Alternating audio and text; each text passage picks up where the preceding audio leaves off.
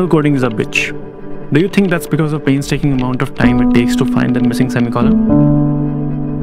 Or is it because you eventually run out of the names for variables? For the record, coding may look cool, especially when you do it while wearing a hoodie, but it leads to all kind of suffering and loneliness due to long working hours, and there is barely any work-life balance. False advertising. The truth is, there is something weirdly satisfying about it, and I need to do something to take my mind off it. Easy enough, except I need an idea. I don't drink, so I'm not at all intoxicated, and it's little past 10 PM. I've got a bunch of my cohort student CVs opened up over here. Some of these people have pretty impressive backgrounds. Shri and Ramesh, my co-founder sitting here, had the idea of creating a discovery platform for our students. Think LinkedIn meets Perplexity, where our cohort grads could get discovered by recruiters through natural language search.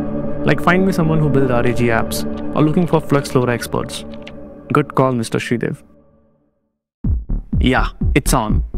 I'm done watching useless tutorial videos and fake demos, so I have decided to build something we actually need. Something that solves our own problems. Let the hacking begin. So let the hacking actually begin. If you want to see more videos like this in your timeline, hit the like button and subscribe to 100x Engineers. In this video, we are going to teach you how to go from idea to application in about 30 minutes. And this video is useful not only for the non-coders out there, it's also useful for the coders among you who would like to learn AI-assisted coding. The tool we're going to be using in this video to build out this application is called Lovable. You simply go to Lovable.dev and you should see a page like this. And just like the homepage says, it's idea to app in seconds. And I actually love the tagline as well, which is Lovable is your superhuman full stack engineer. Okay, so here's how we're going to do this. We'll start by defining the idea of the application that we're going to build. After that, we will make comparisons on how much time and money it would cost an actual product team, a traditional product team, in order to build out this application versus how much time and money it would take Siddhant and I to make the same application using Lovable. And then we'll compare the two and we'll see what comes out of it. Now, since we've gotten that out of the way, let me tell you guys what the idea is. Now, I've seen a lot of videos online where people talk about building an app using AI and stuff like that, building AI agents using no-code tools and all that. But a lot of these ideas, I don't find it very useful. I don't find any actual real-world application of these ideas. So we wanted to work on an idea that actually required solving. We wanted to work on a real problem statement. So we took a problem statement that we were facing over here internally at 100x Engineers itself. So here's the idea. We wanted to make a discovery platform for the graduates of our 6-month-long Applied AI Bootcamp program. So we wanted to create a discovery platform where all these applicants could get discovered by recruiters, and recruiters can find it easy in order to discover these applicants as well. And the way we're enabling all of this is via natural language. So imagine if LinkedIn and Perplexity got together. So what if you could search for certain skills and certain parameters using natural language? What if I could type something like, I need a video editor that knows Blender and After Effects and has 2 years experience. And it just filters out all those people for me. So I basically am searching through a database using natural language, right? So this is something that we wanted to build out here at 100x because we have one of the largest AI builder communities in the world. And we wanted to make it easier for ourselves and as well as our students in order to find opportunities, and also in order to make it easier for recruiters to find the right talent in the talent pool that we have over here. So that's fundamentally the idea. I hope you've gotten a gist of it. Now, before we get into the actual building, I want to show you what the final result actually looks like. So we have the platform over here. It has an authentication page where you have to type in your email ID and password, and when I click on login, I get into a page like this. Now here you can see a bunch of profiles. There are a bunch of skills, the projects that they worked on, their interests, etc. And then here we have a search bar. So let's say I want to type, I need an engineer who can code in Python. And I just press enter. And now I can just explore individual profiles by clicking this button. And as a recruiter, if I like a profile, I can get in touch with an applicant over here, and that's that. So we're using this application as an example in order to show you what the behind the scenes process looks like. And you can use this knowledge in order to translate it into your own ideas. You can build your own applications, and you can do that within similar time frames that we're doing it over here as well. So Siddhant, what are the steps that is required for me to get from idea to application over here? So you need to follow a 4-step approach. Step number 1, get the PRD, product requirement doc. So whatever ideas you have, you convert that into a very specific detailed product requirements. Step number 2, you start building by front end. Step number 3, you build the backend. Step number 4, you add the LLM integration, which helps you search your profiles through natural language. And then finally you deploy, right? And finally you deploy it, yes. All right, so let's start with step 1, PRD, which is the product requirement documentation. I'm assuming this is a document where you have all the step-by-step process of what the dependencies are, what kind of functionalities you need, what kind of features you need, etc., right? Exactly, exactly. So whenever you have an idea and you want to convert that into an execution, we have specific departments in the company to basically build a particular piece of that problem statement. For example, we have product team which takes the requirement, understand what user wants, and convert that into detailed requirements. Then we have technical team / engineering team which basically convert these specifications into a code, and then we have like testing team which basically test everything, and then we have deployment. So now what we need to do here is we need to simulate everything in one process, and hence I have created a prompt which I've spent last 6 months fine-tuning it. This is called your AI CTO. You can throw your core ideas here, and it will ask you all the questions, and it will fetch all the required details so that it can generate a master plan which has all these things. By the way, guys, for those of you watching this video, we are sharing this prompt with all of you guys for absolutely free. We're putting it in a link in the description. You can use it for your personal projects. You're welcome. All right, here's the prompt. You are a professional CTO who is very friendly and supportive, so you gave it a personality. Your task is to help a dev understand and plan their app idea through a series of questions. So you're basically asking it to ask you questions. Yes. Begin by explaining the developer that you'll be asking them questions. Okay. Ask questions one at a time in a conversational manner. Okay. Use the developer's previous answer to inform your next question. Here you're taking advantage of context. Your primary goal, 70% of focus, is to fully understand what the user is trying to build at a conceptual level. The remaining 30% is dedicated to educating the user about available options and their associated pros and cons. Very nice. So you're basically using AI to better inform the person who's using this, and also to help them build out the master plan. I can see how specifically you've written this prompt. Like, you have these very specific numbers, and it is very reminiscent of code where you have to be kind of specific. So it's almost like you're using English to write code. Exactly, exactly. And this is a result of like generating multiple MVPs throughout last 6 months, because every time I generate something, I find out, okay, I could have asked this particular detail in the prompt first, then I go back and add those details, and that's how I got all the 12 steps. So in your last prompt, I think that is very evident, which is generate the master plan MD file. This should be a high-level blueprint of the app, including app overview and objectives, target audience, core features and functionality, high-level technical stack recommendations. So we've covered pretty much everything, right? So let's just copy this, okay? So let's just paste this over here and press enter. For this, you can use any of your preferred LLM. In this case, we are using ChatGPT's O1. All right, now we just put our idea across, right? Yes. So I'll just type it. Okay, so here's my prompt. I'm building a discovery platform where users upload their profiles, skills, experiences, projects, etc. And recruiters can search through it and find the right talent using a search bar powered by natural language. Cool. All right. Yeah.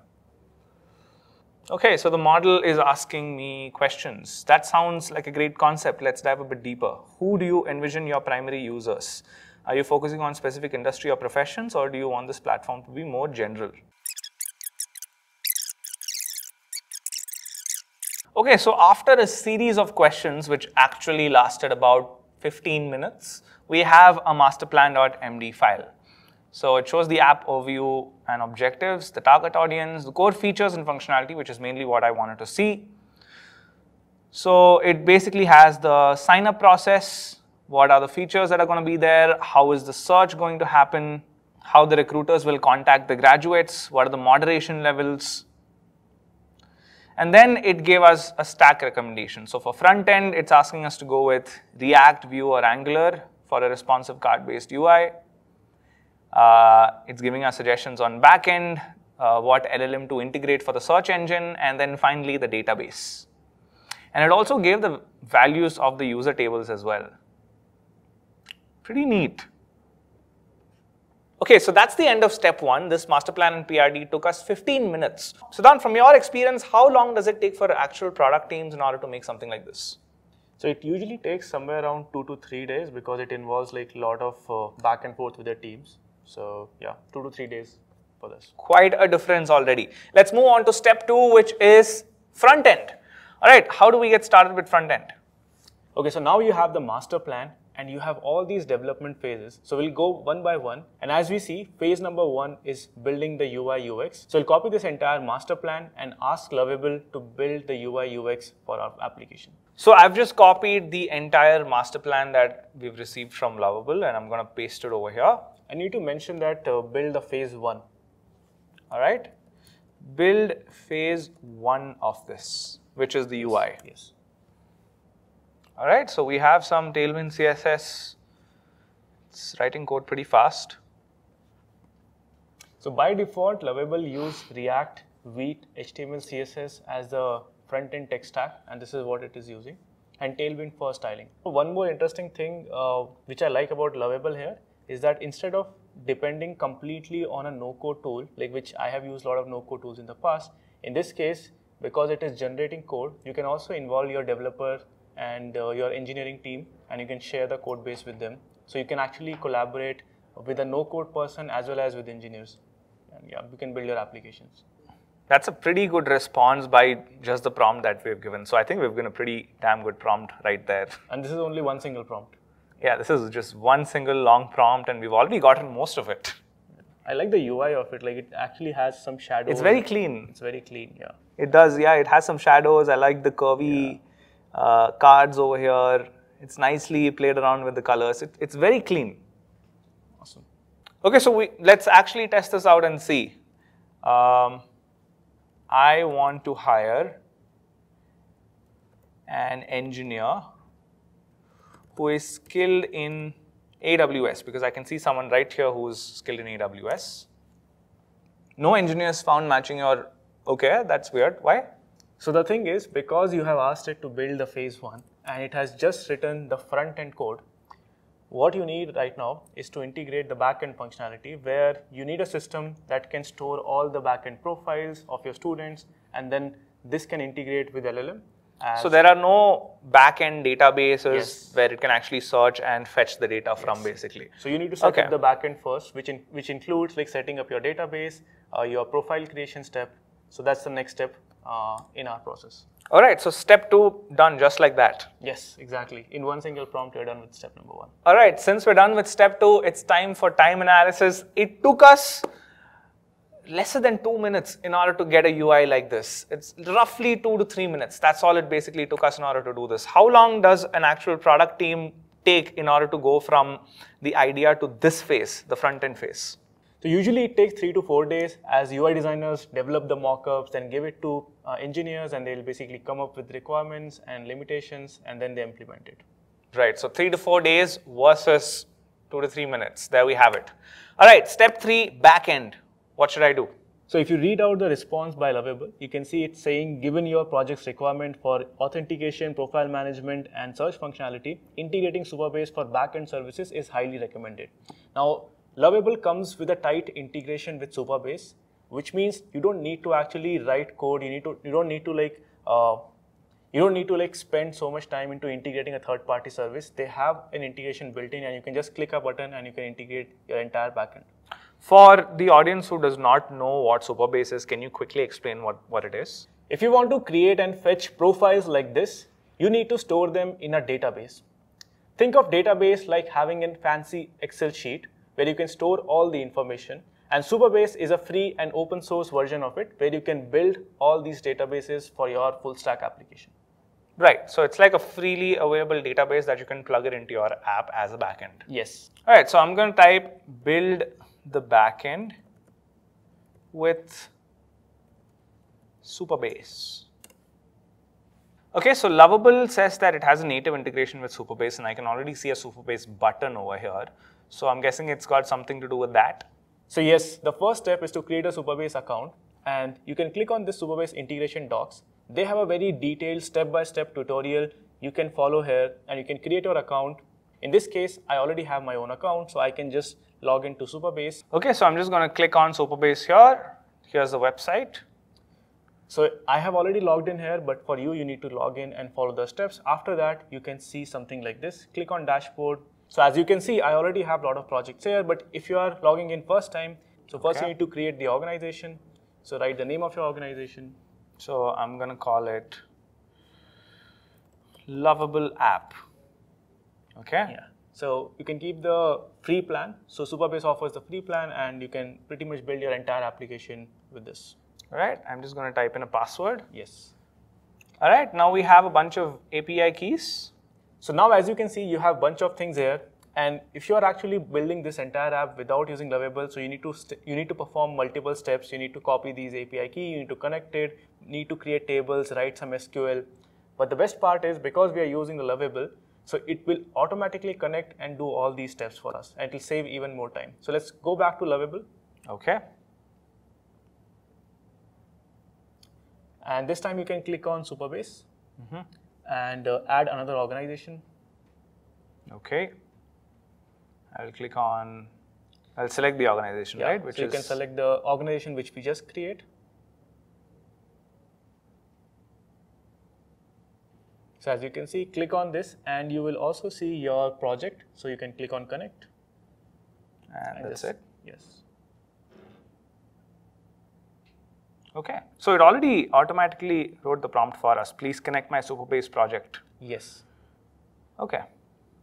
So now it has started and the Supabase is connected. So basically all the things, all the steps, adding integrations, API key is basically as done. Okay. So Sid, are we fully done with backend over here? No, not yet. It has given us few suggestions, and this is a very important part. We need to set up an authentication system so that not any random person can come and create the profile. Right. So we only want our cohort students to sign up for this Exactly. website, and that access needs to be restricted basically. Exactly. And that's what we're going to do next. You can just continue with this, and because it has already mentioned that these are the steps you need to take, so you can pretty much like ask it to create the authentication system, add user login. Okay. So create an auth system and user login. That's it. Okay. Should I click on apply changes? Yes. So it's first shown us a bunch of code, which is basically creating the necessary dataset tables. And what it's doing right now, it's basically writing some policies similar to like you writing some set of rules that who can view what kind of tables and who has what kind of access to your Excel sheets. Right. It is basically writing all these set of rules. Right. And the best part is you can also update any time. If you want to make some changes, if you're a developer, maybe you wanted to get it reviewed by a developer, you can just share this file and they can make changes and they can start building with you. Okay, so let's actually test it. I can see a sign in button over here. I'm going to sign up for this. So as you can see, it is saying, please check your email to verify your account. And I'll show you my email as well. So this is the email we just received from Supabase to confirm our sign-up process. Okay. However, because we are in the development mode and we don't want to create unnecessary friction to have so many emails in my inbox, so we want to disable this email verification. And you can do this by going to the Supabase dashboard. So let's do that first. Over here? You can go to the Supabase website. Okay. And click on this authentication. So let's click on sign in and sign up. Okay. Go to email and just disable the confirm email and the secure email change. Okay, and I'll just save it. Save it. Okay. By the way, you can also add multiple other email authentication providers such as Google, Facebook. So Supabase has all these providers if you want to add. Right. Okay. So now we're back over here. So now we can like start testing it. You just signed up. So can you sign in again? Okay. Just add the same email.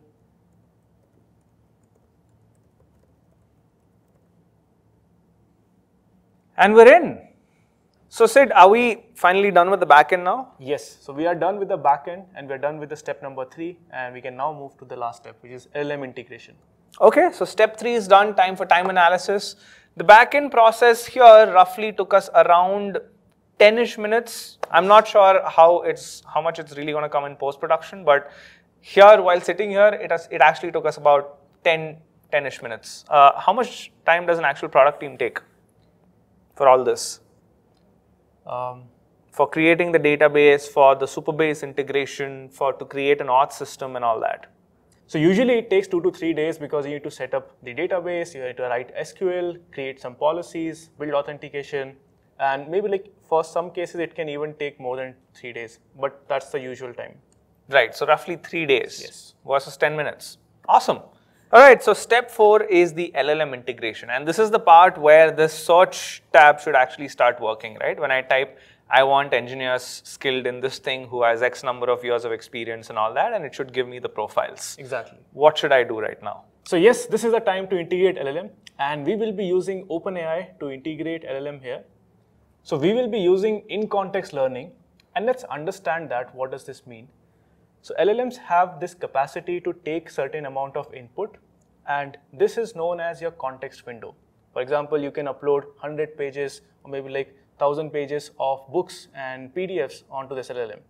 And because the capacity to take these inputs has increased in the past couple of years, we can now put all the profiles what our students has. In this case, we have 100 profiles on our database, and we can put that inside the context window, and then we can ask LLM anything. So it will just act as that LLMs has learned all the database of our students, and we can just ask any question to it.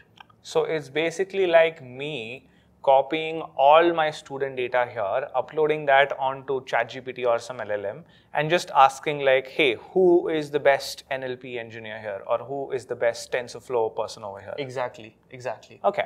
Now, one thing to note here that this is not the most scalable approach, because as you scale your database, you will hit the context window and then you won't be able to like perform the search. However, because we are building this as an MVP and we have only 100 profiles, so it is like very much apt for our use case. All right, what should I do next? So let's write the prompt and ask Lovable to add OpenAI LLM integration and use the method in context learning. All right, so I've basically written integrate OpenAI API to help me search through the database via in context learning. Yes. Okay. So as you can see, it has started writing the OpenAI code, but one thing you need to add here is your OpenAI key. Okay. Because OpenAI is a paid LLM and it needs to monitor how many requests you are sending, so you need to first create the API key. To do that, let's go to OpenAI API. Okay. So click on Quick Start. This is the entire guide, but you can first click on Create an API key in the dashboard. So this is the dashboard. As you can see, I already have one key. In your case, you won't have anything, so you need to click here, create a new secret key, give it some name.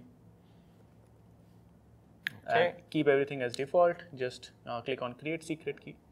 So here is something which you need to keep in mind always. Never share your API keys on any public platform or with anyone, because this is linked with your account. So you will get charged for whatever usage somebody will be doing through this. So let's copy this and go back to our Lovable. And you can see here there is an option to add API key, and then you can submit. Okay, now can we test it? Yes. Can you create 10 fake profiles of developers with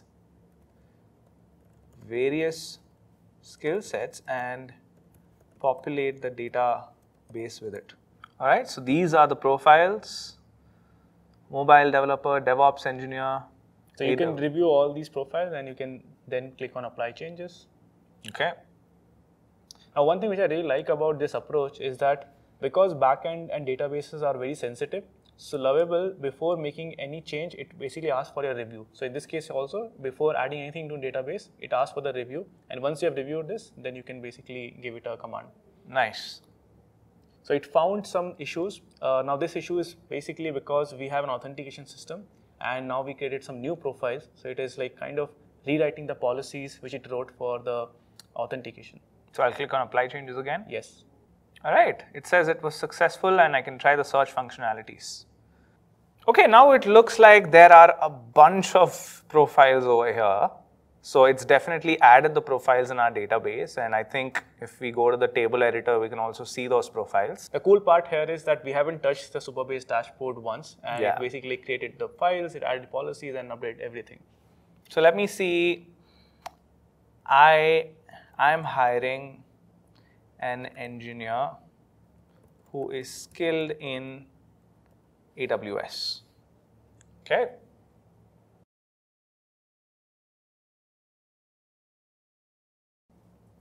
All right, so we are done with all the 4 steps. Now, can we take this to production? So the final step to push this to production is to deploy our application. And how do we do that? And Lovable, by the way, also has an integration.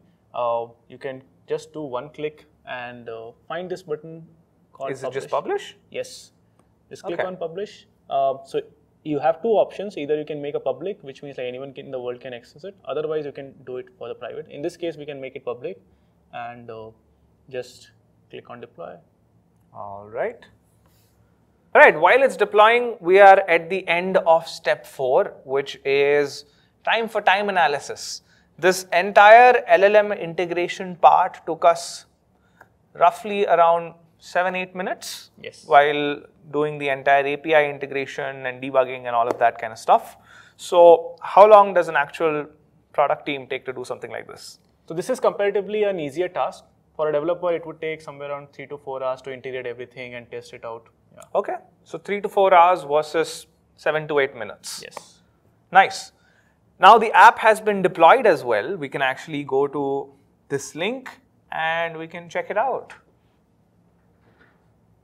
All right, that's a clean looking app. You know what, let's actually calculate the time it took us to do this entire thing. We got all the way from idea to product in about 25 minutes using Lovable. Now, if you compare that to an actual product team from the timelines that Siddhant actually gave us, so it's going to take 11 days for an actual product team in order to build something like this. So that's 11 days versus 25 minutes. That's the difference that we've been able to achieve using Lovable. And I'm a person that doesn't really code a lot, and I had Siddhant here to assist me, and we achieved all of this without me having to write a single line of code over here. Now let's do a cost analysis.